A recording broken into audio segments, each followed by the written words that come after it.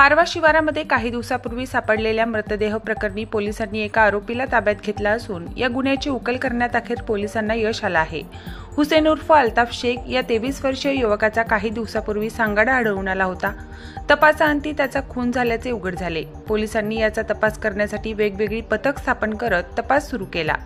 शेवटी तांत्रिक आणि इतर गोष्टीची जुळवाजुळव केल्यावर शेख उमर शेख रसूल हा आरोपी असल्याचं निष्पन्न झालं। पोलिसांनी त्याला ताब्यात घेतला असून आता पुढील कारवाई सुरू करण्यात आली आहे। पीआय श्री वसंत चव्हाण, पीएसआय बिराददार, हवालदार बालासाहेब तुपसुंदरे, दिलावर खान, शेख रफीक, निलेश परसोडे, रवी जाधव सर्व नेमणूक स्थानिक गुन्हा शाखा परभणी यांनी या तपासामध्ये सहभाग घेतला होता। प्रतिनिधी रियाज कुरेशीसह मी आबोली जोशी, DLP न्यूज परभणी।